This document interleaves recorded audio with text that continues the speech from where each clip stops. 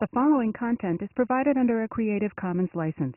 Your support will help MIT OpenCourseWare continue to offer high-quality educational resources for free. To make a donation or to view additional materials from hundreds of MIT courses, visit MIT OpenCourseWare at ocw.mit.edu. So again, welcome back. And today's topic is a continuation of what we did last time. We still have a little bit of work and thinking to do concerning polar coordinates. So we're going to talk about polar coordinates.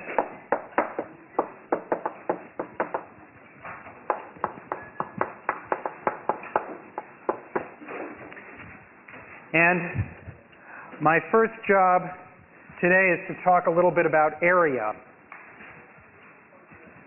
That's something we didn't mention last time, and since we're all back from Thanksgiving, we can certainly talk about it in terms of a pie, which is the basic idea for area and polar coordinates. Here's our pie, and here's a slice of the pie. The slice has a piece of arc length on it, which I'm going to call delta theta. And the area of that shaded in slice, I'm going to call delta A. And let's suppose that the radius is A, little a. So this is a pie of radius A. That's our picture. Now it's pretty easy to figure out what the area of that slice of pie is. The total area is, of course, pi a squared. We know that. And to get this fraction, delta A, all we have to do is take the percentage of the arc of the total circumference. That's delta theta divided by 2 pi. This is the fraction of area, fraction of the total circumference, the total length around the rim. And then we multiply that by pi a squared, and that's giving us the total area. And if you work that out, that's delta A is equal to the pi's cancel, and we have a half a squared delta theta. All right, so here's the basic formula. And now what we need to do is to talk about a variable pi here. That would be a pie with a kind of a wavy crust, right, which is coming around like this. So r is equal to r of theta. The distance from the center is varying with the place where we are, the angle where we're shooting out. And now I want to subdivide that into little chunks here.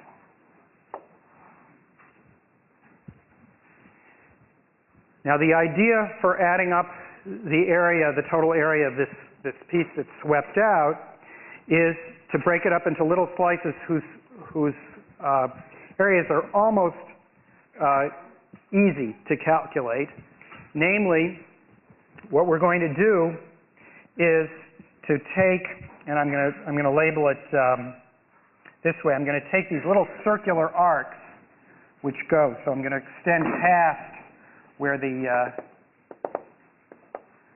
this goes, and then I'm going to take each circular arc here. So here's a circular arc, and then here's another circular arc, and here's another circular arc. It's just right on the nose in that case. Now, in these two cases, so basically the picture that I'm trying to draw for you is this. I have some sector, and then I have some circular arc, and maybe it takes a little extra. There's a little extra area. I'm making an error in the area. There's a little extra area, and maybe to draw it the other way, I'm a little short on this one, and let's say on this one I'm right on the nose.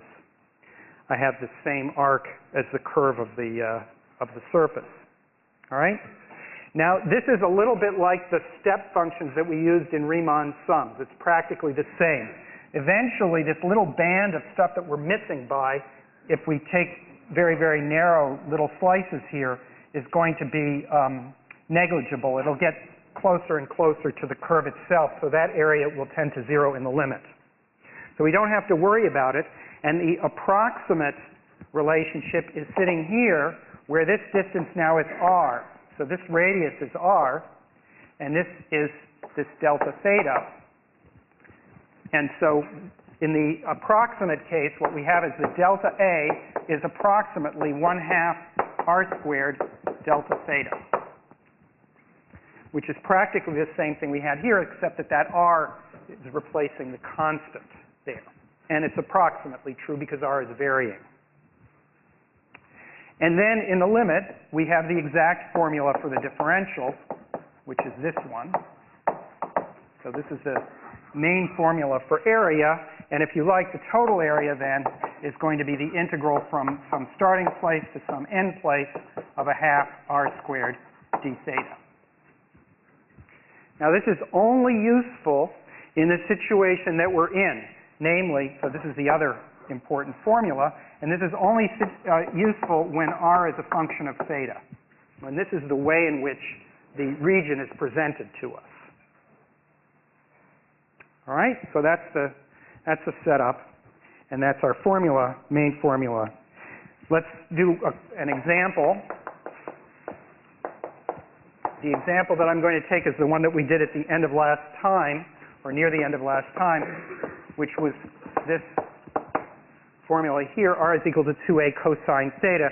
Remember, that was the same as x minus a squared plus y squared equals a squared. So this is what we did last time.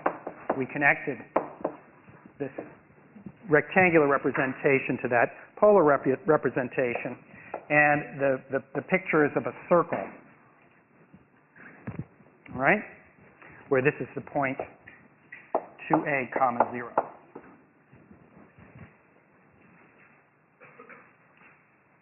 All right, so let's figure out what the area is.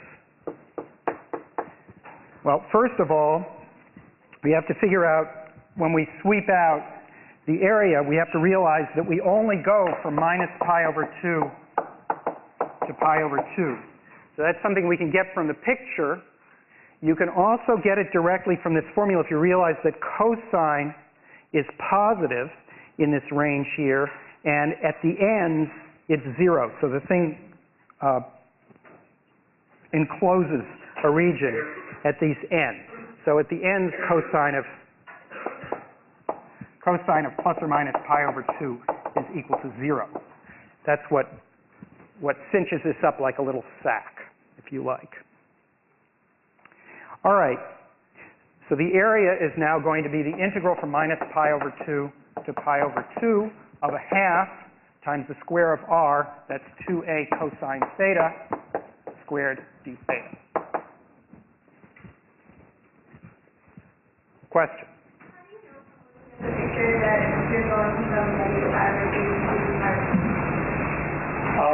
How do I know from looking at the picture that I'm going from negative pi over 2 to pi over 2 is the question.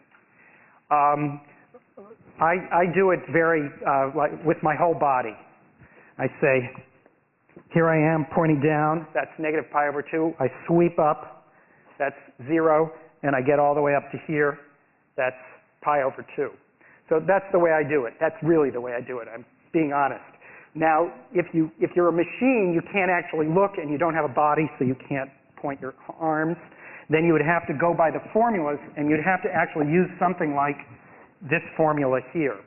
The fact that this is where the loop cinches up. This is where the radius comes into 0 at pi over 2. So you need to know that in order to understand the range.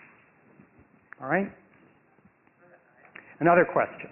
So when we're doing these, do we just guess it to be a loop?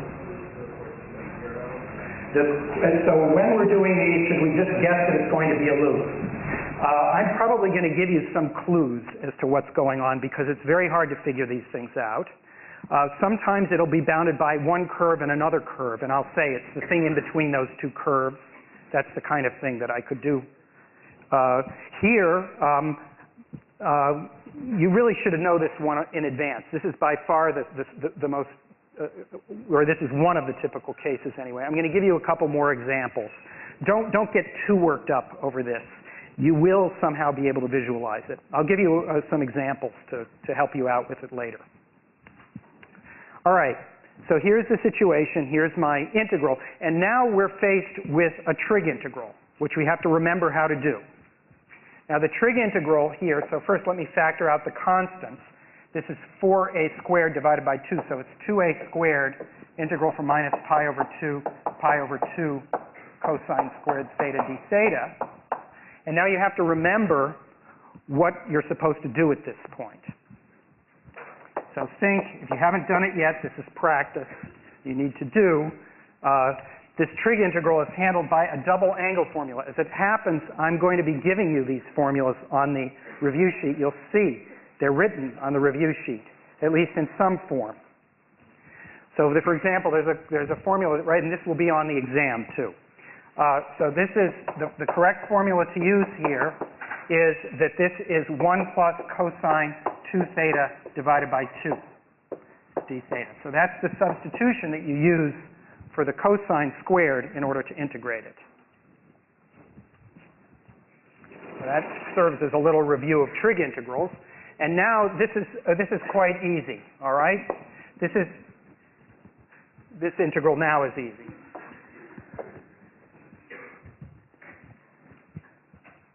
Why is it easy? Well, because it's the antiderivative of a constant, and cosine 2 theta, it's antiderivative you're supposed to be able to write down. So the antiderivative of 1 is theta, and the antiderivative of the cosine is half the sine when it's 2 theta. All right? And that is a squared times pi over 2 minus pi over 2. And the signs go away because they're both 0. So all told, we get pi a squared, which is certainly what we would like it to be. It's the area of the circle. Another question?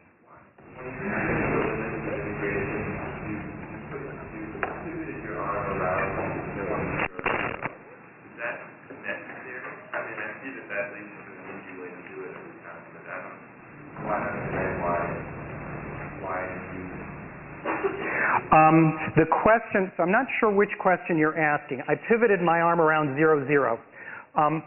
This point, this is the point we're talking about, 0, 0, is a key point. It's where I guess you could say I stuck my elbow there. Okay? Now, the reason is that it's the place where r equals 0. So it's more or less the center of the universe from the point of view of this problem. So it's the reference point, and if you like, when you're doing this, it's a little bit like a radar screen. Everything is centered at the origin, and you're taking rays coming out from it and seeing where they're going to go. All right? So for example, this is the theta equals 0 ray. This is the theta equals pi over 4 ray. This is the theta equals pi over 2 ray. And indeed, if my elbow is right at this center here, I'm pointing in those various directions. All right? So that's what I had in mind when I did that. Okay.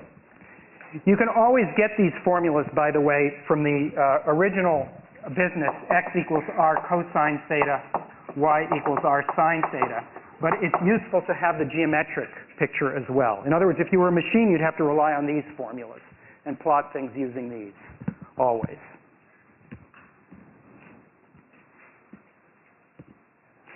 Okay, now in terms of plotting, I want to expand your brain a little bit. So we need just a little bit more practice with plotting in polar coordinates.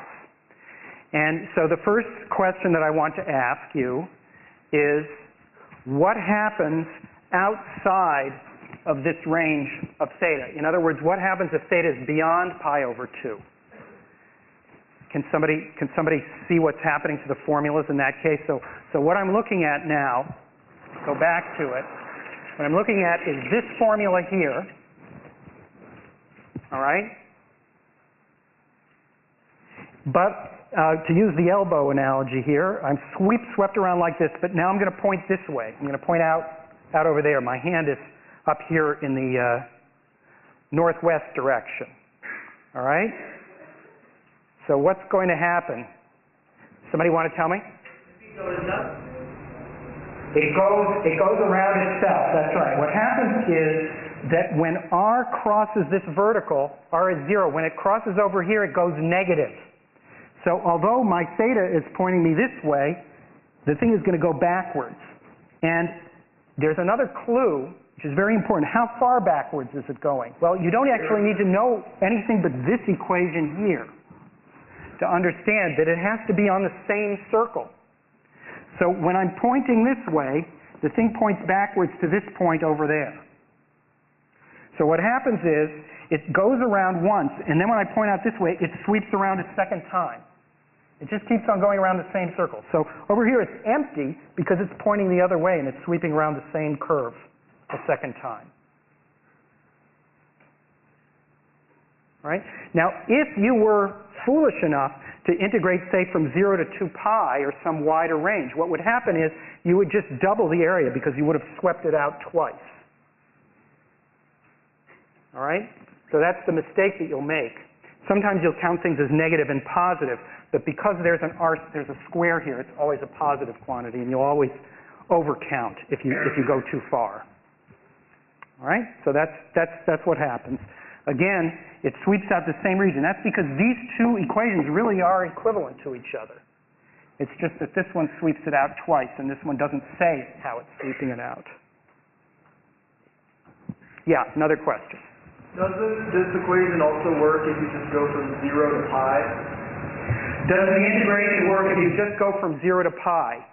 The answer is yes. That's a very weird object, though. Let me just show you what that is. If you started from 0 to 2 pi, so I'll illustrate it on here. The first thing that you swept out between 0 and pi over 2 is this part here. That was swept out. And then, when you're going around this next quadrant here, you're actually sweeping out this underside here. So actually you're getting it because you're getting half of it on one half and you're getting the other half on the other quadrant. So it's actually giving you the right answer. Okay? So that turns out to be okay. It's a little weird way to chop up a circle, but it's legal. Okay? But of course that's an accident of this particular figure. You can't count on that happening. It's much better to line it up exactly with what the figure does. All right? So don't do that too often. You might run into troubles. All right. So I'm going to give you a couple more examples of practice with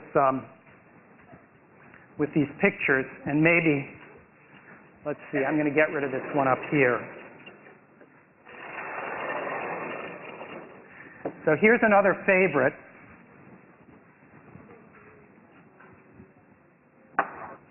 Here's another favorite. So this, if you like, is example 2. I guess we had an example 1 up there. And now we're really not going to try to do any more area examples. The area examples are actually straightforward. It's really just figuring out what the picture looks like. So this is examples of drawings.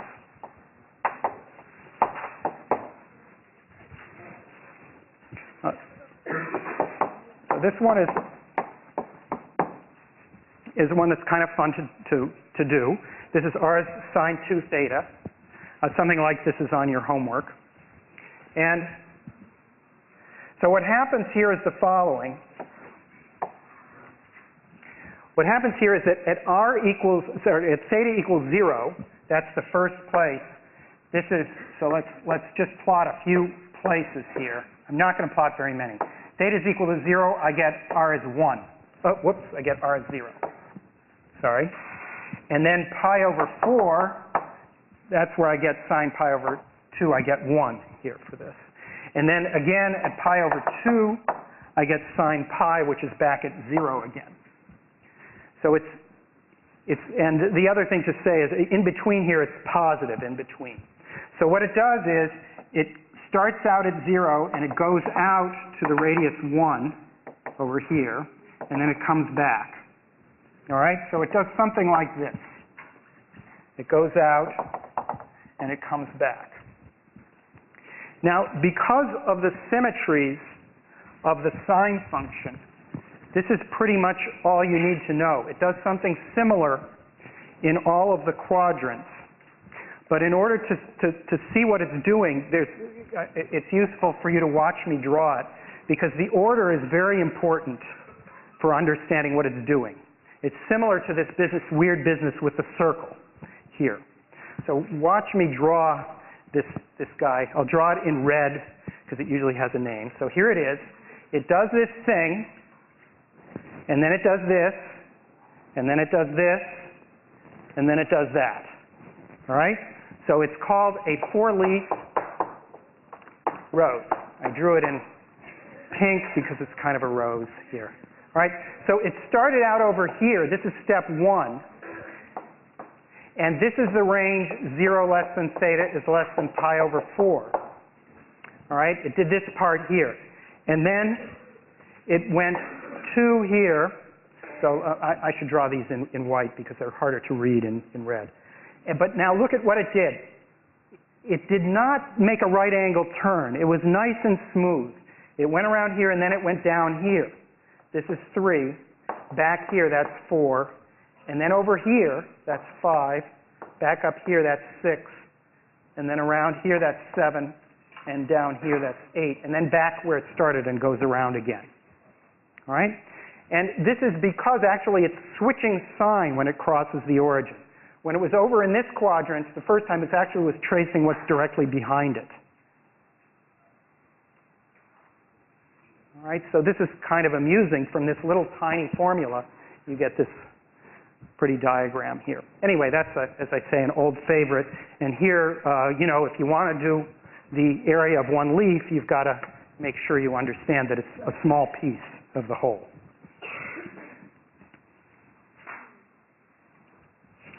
Okay, now I have one last drawing example that I want to discuss with you, and it involves another skill that we haven't quite gotten enough practice with.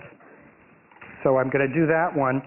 And it's also preparation for an exercise, but one that we're going to do after the test. So here's my last example. We're going to discuss what happens with this function here. Sorry, that's not legible, is it? That's a cosine. R is equal to 1 over 1 plus 2 cosine theta.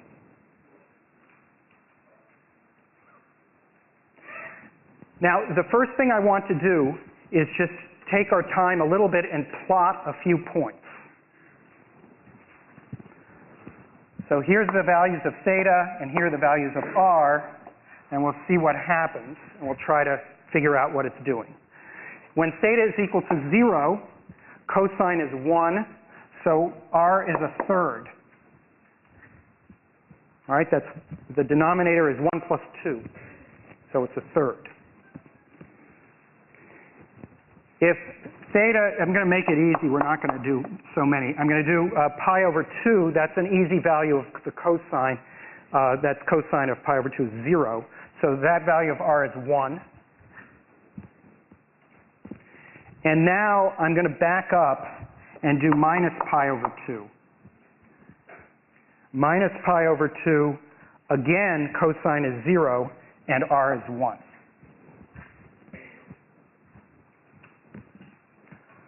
So now I'd like to just plot those points anyway and see what's going on with this expression here. The first one is a rectangular. I'm going to write the rectangular coordinates here, not the polar coordinates. The rectangular coordinates here is, it's a third out at the horizontal, so it's a 1/3 0. All right, the polar coordinate is 0, 1/3 is 1/3 0, but the rectangular coordinate is also that. And over here, at pi over 2, the distance is 1, so this is the point 0, 1 in xy coordinates. And then down here at negative pi over 2, it's 0, minus 1. Now, let me just emphasize, you should be able to think of this visually if you can crank your arm around and think it, or if you're right-handed, you'll have to bend that way now. Anyway, or you'll have to use, but this also works using this formula, x equals r cosine theta, y equals r sine theta. Notice that in this case r was 1 but the cosine was 0. So you plug in theta equals minus pi over 2 and r equals 1, and lo and behold, you get 0 here, and here you get minus 1, and here you get 1. So this is minus 1. All right? So this is an example.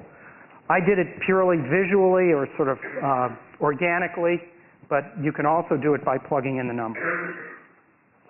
All right, now in between, the denominator is positive, and it's something in between. It's going to sweep around something like this. All right, that's what happens in between as theta increases from minus pi over 2 to pi over 2. And now something interesting happens with this particular function, which is that we notice that the denominator is 0 at a certain place. Namely, if I solve 2 cosine theta is equal to negative 1, then the denominator is going to be 0 there. That's cosine theta is equal to minus a half. So theta is equal to, it turns out, plus or minus 2 pi over 3. Those are the values here.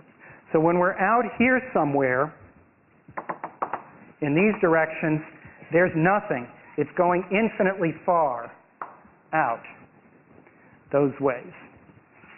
All right? Okay, that's almost about as much as we'll be able to figure out of this diagram without doing some analytic work, and that's the other little piece that I want to explain, namely going backwards from polar coordinates to rectangular coordinates, which is one thing that we haven't done. So let's do that. So what is the rectangular equation?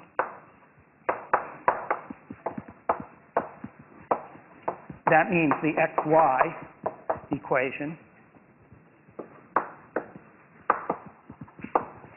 for this r equals 1 over 1 plus 2 cosine theta. And let's see what it is. Well, first I'm going to clear the denominator here. This is r plus 2r cosine theta equals 1. And now I'm going to rewrite it as r equals 1 minus 2r cosine theta. And the reason for that is that in a minute I'll explain to you why. This is 1 minus 2x.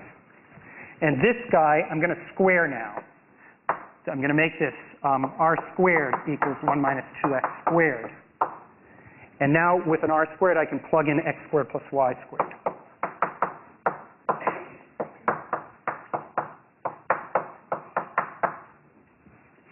All right? So this is a standard thing to do, and it's basically what you're going to do any time you're faced with an equation like this, is try to work it out. And in these situations, it will, where you have 1 over a plus b cosine theta or sine theta, you'll always come out with some quadratic expression like this. Now I'm going to combine terms. So here I have minus 3x squared plus y squared, and put everything on the left side. So that's this. All right? And we recognize, well, you're supposed to recognize, that this is what's known as a hyperbola.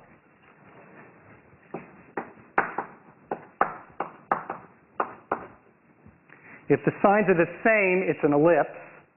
If the signs are opposite, it's a hyperbola. And in between, if one of the coefficients on the quadratic is 0, it's a parabola. So now we see that the picture that we drew there is actually, turns out it's going to have asymptotes. It's going to be a hyperbola. All right, so now let me ask you the last little mind-bending question that I want to ask, which is, what happens, so now I'm using my right arm, I guess, but my elbow's at the origin here. What happens if I pass outside to the range where this denominator is negative? It crossed 0 and it went to negative. It's sweeping out something over here. Is it sweeping out the same curve? Anybody have any idea what it's doing? Yeah. Yeah, exactly. Good answer. It's the other branch of the hyperbola. Okay? So what's actually happening is, in disguise, there's another branch of the hyperbola which is being swept out by the other piece. of this thing. Now that is consistent with these algebraic equations. The algebraic equation that I got here doesn't say which branch of the hyperbola I've got. It's actually got two branches. And the curve really was in disguise capturing both of them. I want to make the connection now with the basic formula for area here, because this is a really beautiful connection, and I want to make that connection in connection also with this example. The hyperbolas, as you probably know, are the trajectories of comets. And ellipses, which is what you would get if you put a half here instead of a 2, would be the trajectories of planets or asteroids.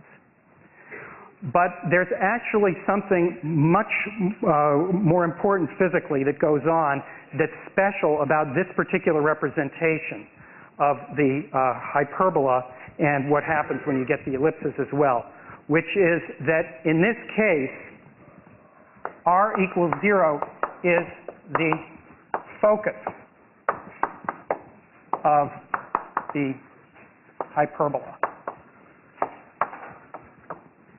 And what that means is that it's actually the place where the sun is.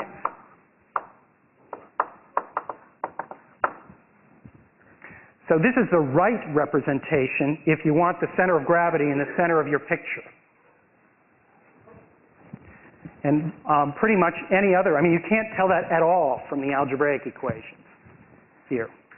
So this hyperbola is going to be the trajectory of some comet going by here. And this formula here is actually a rather central formula in astronomy. Namely,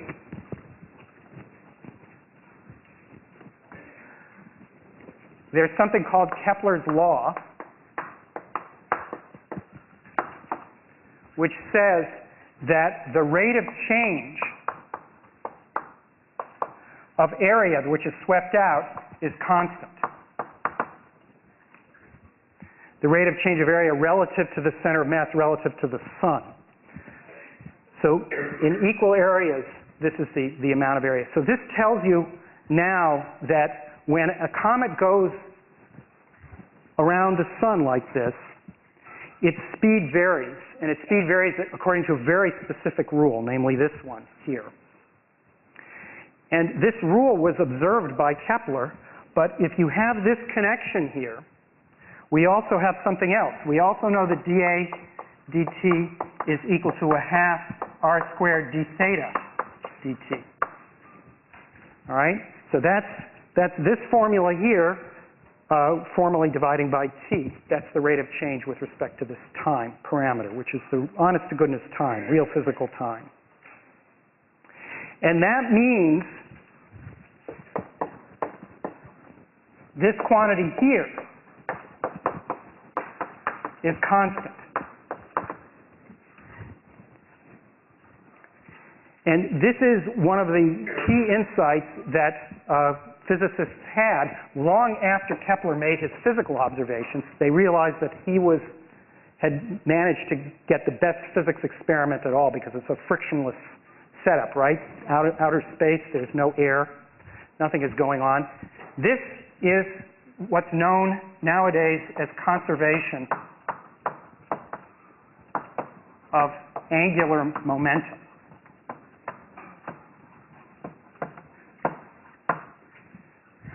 This is the expression for angular momentum, and what Kepler was observing, it turns out, is what we see all the time in real life, which is when you start something spinning around, it continues to spin at roughly the same rate.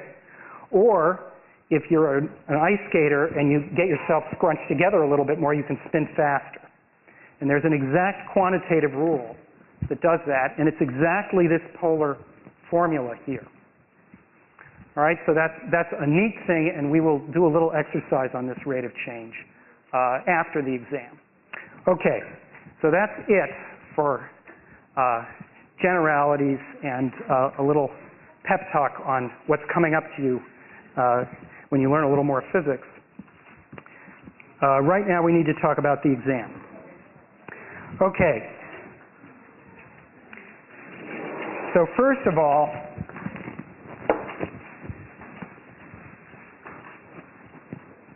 let me tell you what the topics are. They're the same as last year's test, which you can take a look at. And, well, let's see. So what did we do? One of the main topics of this unit were techniques of integration. And there are three which we will test. One is trig substitution. One is integration by parts.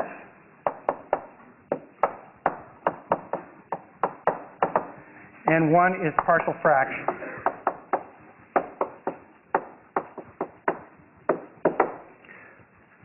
So that's more than half of the exam, right there.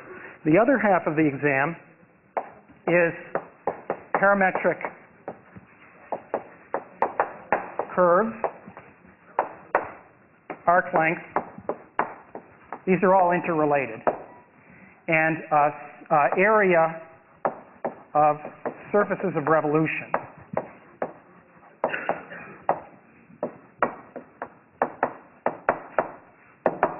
Those are the only kind that we can handle, just as we did with volume of surfaces of revolution. And then there's a final topic, which is polar coordinates.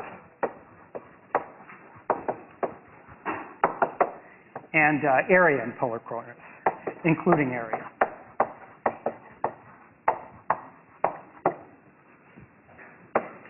All right, that's it. That's what's on the test. There are 6 problems. They're very similar. Well, they're not actually that similar, but they're somewhat similar to last year's. I'd say the test is a tiny bit, well, similar, maybe a tiny bit more difficult. We'll see. We'll see. Yeah. The question was, we didn't do arc length in polar coordinates, did we? And the answer is no, we did not. We did not do arc length in polar coordinates. When I give you an exercise, I'm going to ask you about, if you know the speed of a comet here, what's the speed of the comet there? And we'll have to know about arc length for that. But we're not doing it on this exam.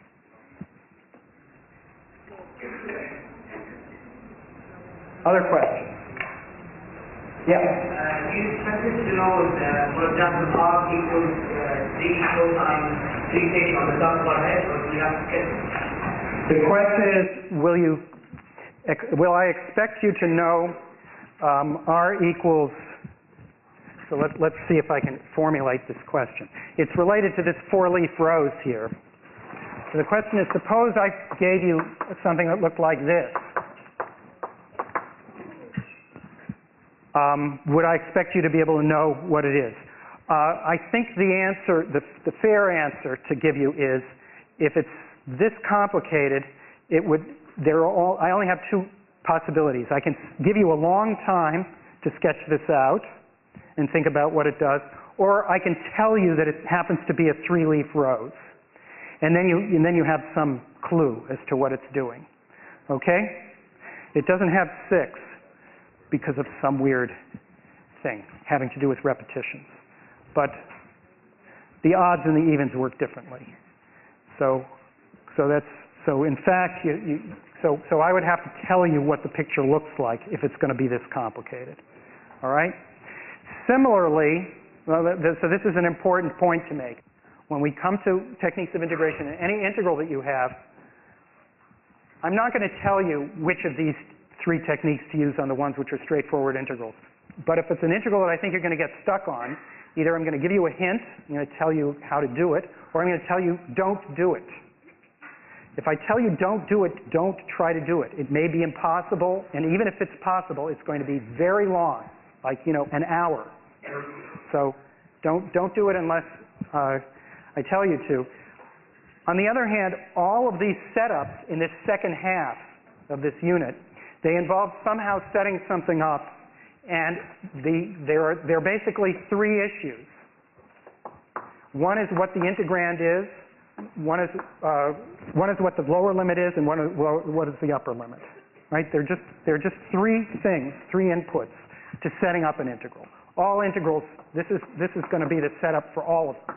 And then the second step is evaluating, which really is what we did in the first half here. And unfortunately, we don't have infinitely many techniques, and indeed there's some integrals that can't be evaluated and some that are too long. So we'll just try to avoid those. I'm not trying to give you ones which are hopelessly long. All right. Other questions? Yes? This exam be the same as the exam last year, because about 70% was techniques of integration on the last exam, about 30 on the points 2 and 3. Will it be similar on this exam? The question is, will the percentages be the same? And the answer is no. I'll tell you exactly. This is 55 points, unless I change the point values. This is 55 and this is 45. All right? That's what it came out to be. All right? You are going to want to know about all of the things that I've written down here. You're definitely going to want to know, for example, surfaces of revolution, how to set those up. Yes. There was another question I saw over here. Yes.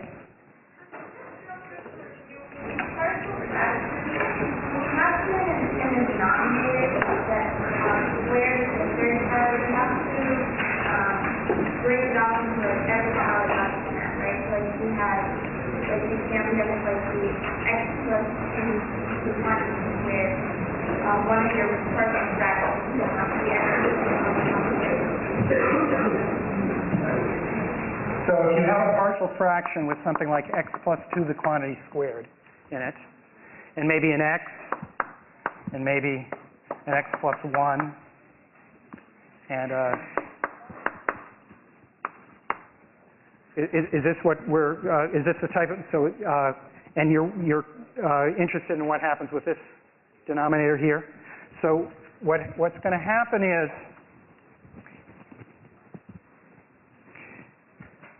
you're going to need a coefficient for each degree of this. So altogether, the setup is going to be this,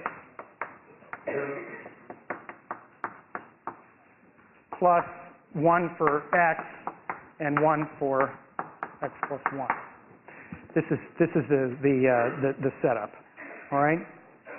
So you need, yeah. Follow the same idea, like let's say it was x plus 2 to the third.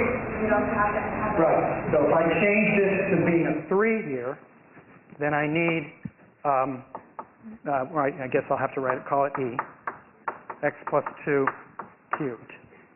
I need that. Now, it gets harder and harder. The more repeated roots there are, the more repeated factors there are, the harder it is, because the ones you can pick off by the cover-up method is just the top one here and these two. So C, D, and E you can get, but B and A you're going to have to do by either plugging in or some other more elaborate algebra. So the more of these lower terms there are, the worse off you are. When you have something in the numerator that's something other than 1, does that affect your denominators at all? Like, since you have an x cubed plus 21 in the numerator, will that affect what you put in the denominator? The question is, does this x cubed plus 21 affect the setup? And the answer is almost no. That is, not at all. It's the same setup exactly. But there's one thing. If the degree gets too big, then you've got to use long division first to knock it down. All right? Okay? I'll give you an example of this type of practice, unless there are more questions. Yes? Are you going to have to know how to do reduction formulas? Are you going to have to know how to do reduction formulas? Anything that's a little out of the ordinary, like a reduction formula, I will have to coach you to do. So in other words, what you'll have to be able to do in that situation is follow directions. If I tell you, okay, you're faced with this, then do an integration by parts and do that, then you'll get the reduction formula. Okay? Yeah. Okay, so the question had to do with the partial fractions method. And what happens if you have a quadratic? So for instance, if it were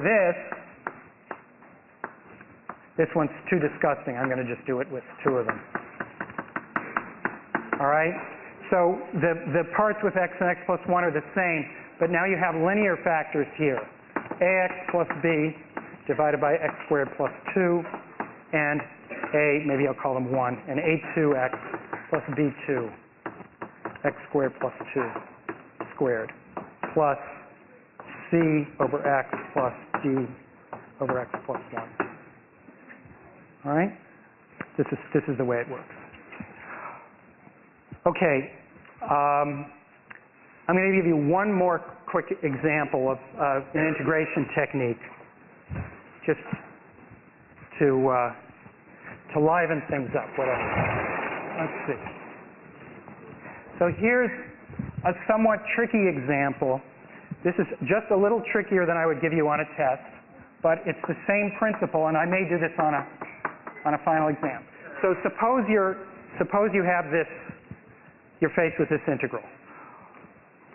What are you going to do?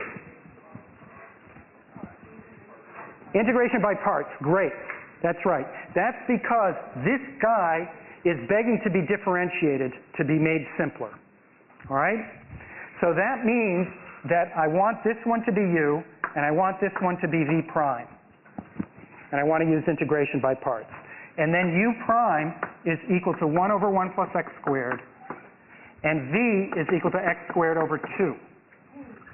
All right? So the answer is now x squared over 2 tan inverse x minus the integral of this guy, which is going to be x squared over 2, and then I have 1 over 1 plus x squared dx. All right? Now, you are not done at this point. All right? You're still in slightly hot water. All right? You're in tepid water anyway. So what is it that you have to do here? You're faced with this integral, which I'll put on the next board.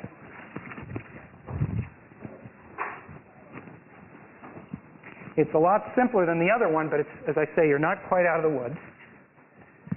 You're faced with the integral of a half minus a half x squared over 1 plus x squared dx.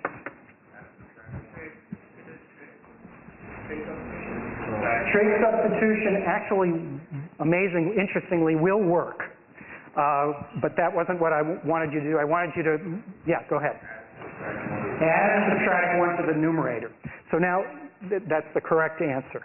Now, this is the case where the numerator and the denominator are tied, and so you have to use long division. But a shortcut is just to observe that the result of long division is the same thing as doing this.